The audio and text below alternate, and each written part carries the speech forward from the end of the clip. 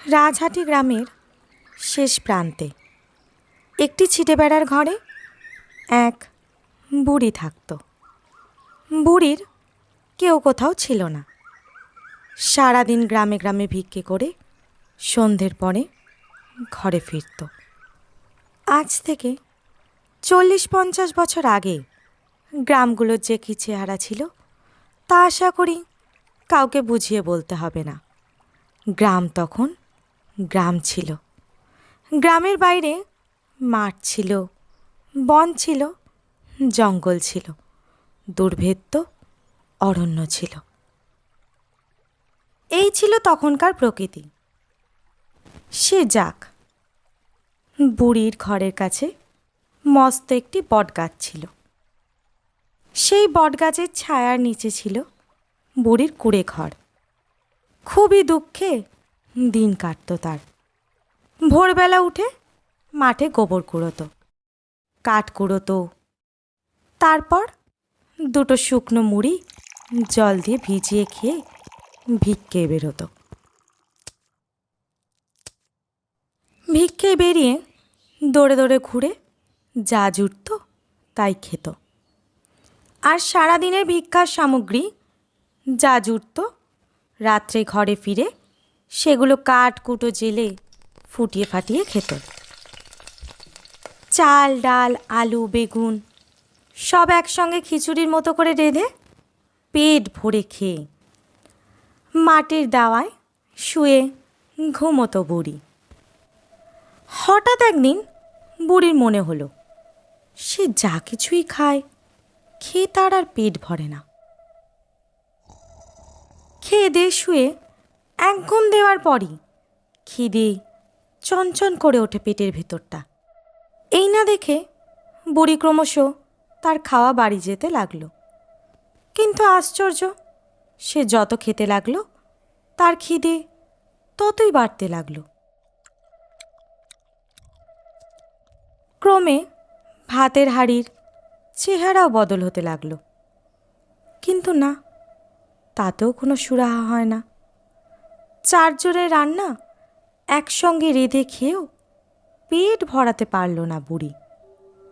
তাই মনের দুঃখে একদিন গ্রামের 2-4 জন লোকের কাছে কথাটা বলেই ফেলল। সবাই শুনে অবাক হয়ে বলল, বলো কি, 4 জনের রান্না একজনে খেয়েও পেট ভরাতে পারে না? তার ওপর তোমার মতো বুড়ি মানুষ, এ হতেই পারে না। নিরাপদ মাস্টার এই গ্রামেরই পাঠশালার গুরু মহাশয় ছিলেন। তিনি বললেন, বেশ, দেখবো বুড়ি তুমি কত বড় খাইয়ে। আজ তুমি ভিক্ষে বেরিও না, আমার ঘরে এসো। আজ তোমার নেমন্তন্ন, দেখবো তুমি কত খাও। বুড়ির তো আনন্দ আর ধরে না। সে রাতে নিরাপদ মাস্টারের বাড়িতে খেতে এলো। কিন্তু কি আশ্চর্য, 4 জন কেন, একজন মানুষের খাবারও খেতে পারল না বুড়ি। সামান্য 2-4 গ্রাস মুখে দিতেই পেট ভরে গেল। নিরাপদ মাস্টার বললেন, আসলে কি জানো, তোমার এবার মতিভ্রম হয়েছে। বয়স কত হলো? তা ধরো না কেন, 3 কুড়ি 10। তাহলে এমন আর কি 70 বছর চোখে দেখতে পাও? একেবারে কানা নই, তবে কখনো ঠাউর হয়, কখনো হয় না। কিন্তু বাবা, বিশ্বাস করো, আমার কিচ্ছু হয়নি। ঘরে আমার খেয়ে পেট ভরে না। ভরবে ভরবে, আসলে তুমি বুড়ি মানুষ, নিজের ঘরে থাকো, চাল ডাল ঠিক মতো নাও না। সে কি বাবা, আমার সারাদিনের ভিক্ষের চাল সে বড় কম নয়। এত বড় একটা হাঁড়িতে করে সব রেঁধে খেয়ে আমি পেট ভরাতে পারি না।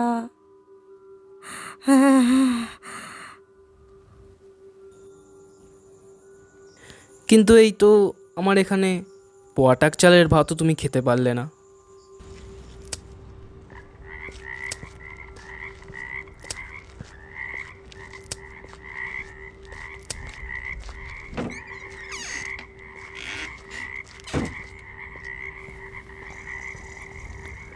বুড়ি আর কি করে, ঘরে ফিরে এসে মাটির দাওয়ায় আঁচল বিছিয়ে শুয়ে নানা রকম চিন্তাভাবনা করতে করতে ঘুমিয়ে পড়ল। পরদিন সকালে আবার মাঠে গিয়ে গোবর কুড়িয়ে দুমুঠো শুকনো মুড়ি চিবিয়ে ভিক্ষে চলল বুড়ি।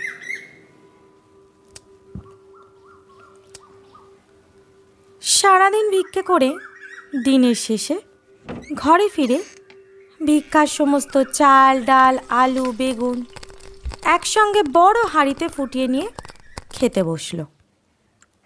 কিন্তু আশ্চর্য, দু এক গ্রাস মুখে দিতে না দিতেই খাবার ফুরিয়ে গেল, পেট ভরল না তার। আর যা ঘটল তা ভারী মজার। বুড়ি যখন খাচ্ছিল আর মনে মনে কাঁদছিল, তখন তার মনে হলো একটা অদৃশ্য হাত যেন তার পাত থেকে মুঠো মুঠো করে খাবারগুলো তুলে নিয়ে খাচ্ছে।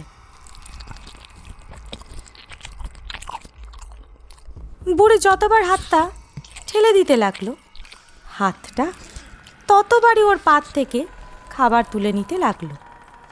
বুড়ি বুঝতেও পারল না কেন এমন হলো, আর কেই বা সব খেলো। এই কথাটা বুড়ি পরদিন গিয়ে বলল নিরাপদ মাস্টারকে। নিরাপদ মাস্টার বললেন, বলো কি, একটা হাত তোমার পাত থেকে খাবার তুলে খেয়ে নিতে লাগলো আর তুমি বসে বসে দাই দেখলে? কি করব বাবা, তুমি বলো কি করব? তাকে সে চিনতে পারলে তাকে? কি করে চিনব? অন্ধকারে কি কিছু দেখা যায়?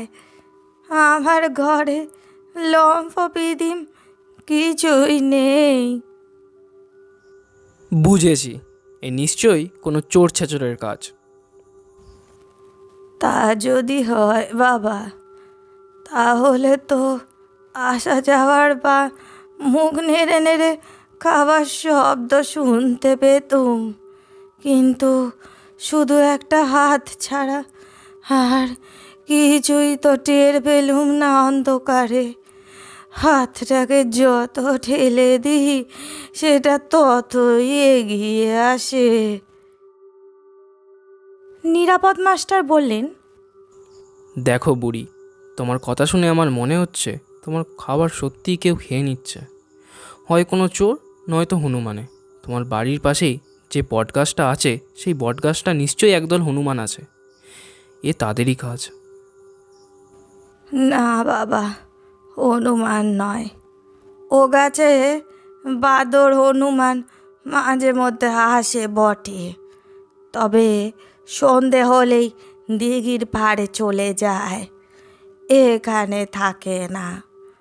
তাছাড়া আমি নিজে হাত দিয়ে ঠেলে দেখেছি ওটা মানুষেরই হাত। বেশ, তবে তুমি এক কাজ করো, আমার চিমনিটা নিয়ে যাও। ওটা জেলে রেখে আজ রাতে খেতে বসে দেখো, দেখি কিভাবে কে আসে।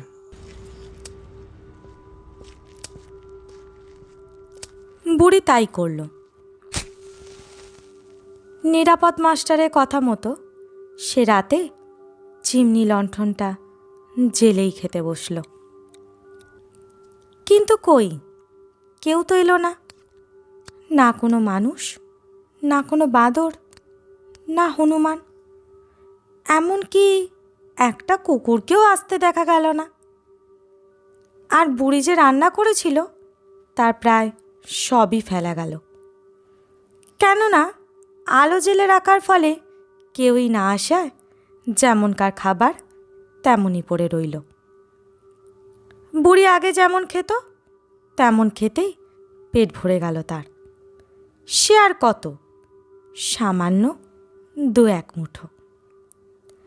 এরপর থেকে বুড়ি রোজই কম করে রাঁধতে লাগলো আর আলো জেলে খেতে লাগলো।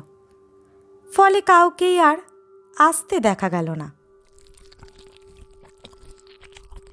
তবে মুশকিল হলো এই যে, তেলের অভাবে বুড়ি যেদিনই আলো জ্বালতে পারত না সেদিনই অনুভব করত একটা অদৃশ্য হাত তার পাত থেকে খাবার তুলে নিয়ে খাচ্ছে। কিন্তু যেদিন আলো জেলে খেত সেদিন কিছুই হতো না। বুড়ি তাই নিরাপদ মাস্টারের কথা মতো রোজই আলো জেলে খেতে লাগলো।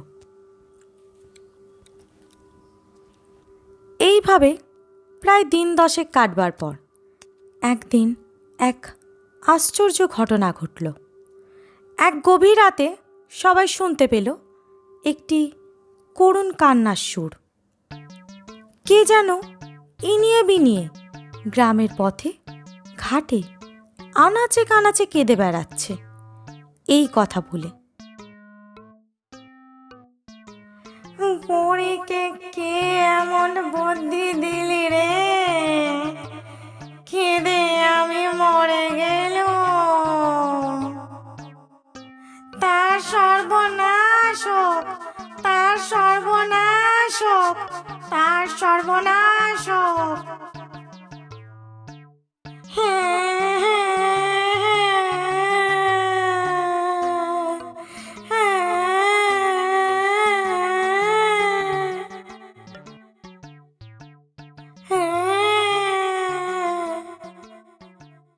গ্রামের লোকেরা সবাই তখন সচকিত হয়ে উঠল। কে কে কাঁদে? কে ওই কেঁদে কেঁদে অভিশাপ দেয়, বিলাপ করে অমঙ্গলের কথা বলে? এক জ্যোৎস্না রাতে নিরাপদ মাস্টার নিজেই দেখলেন দৃশ্যটা। রাত তখন 1টা। কি একটা কাজে বাইরে বেরিয়েছিলেন। এমন সময় দেখতে পেলেন একটা প্রকাণ্ড সাইজের কুলোর ওপর কালো কিম্ভূত কিমাকার বিচ্ছিরি চেহারার মানবাকৃতির কি যেন একটা বসে আছে। চেহারার তুলনায় হাত দুটো তার বিশাল। কুলোটা বাতাসে ভেসে ভেসে গ্রামের পথ পরিক্রমা করছে, আর সেই কিম্ভূত কিমাকার তার হাত দুটো দুলিয়ে দুলিয়ে কখনো নৌকো বাওয়ার মতো করে, কখনো কপাল চাপড়ে সুর করে কেঁদে চলেছে। বুড়িকে এমন বুদ্ধি কে দিলি রে, খিদে আমি মরে গেলুম। তার সর্বনাশ হোক, তার।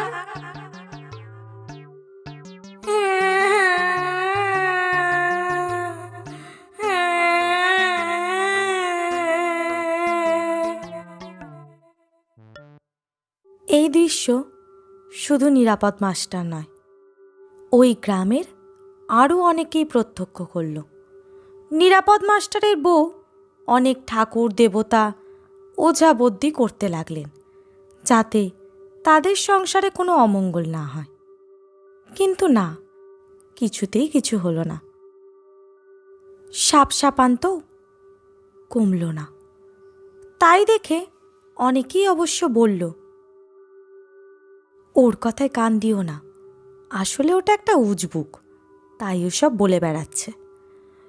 তোমরা তো আর ওর কোনো ক্ষতি করনি, তবে ভয় কি, শকুনির সাপে গরু মরে না।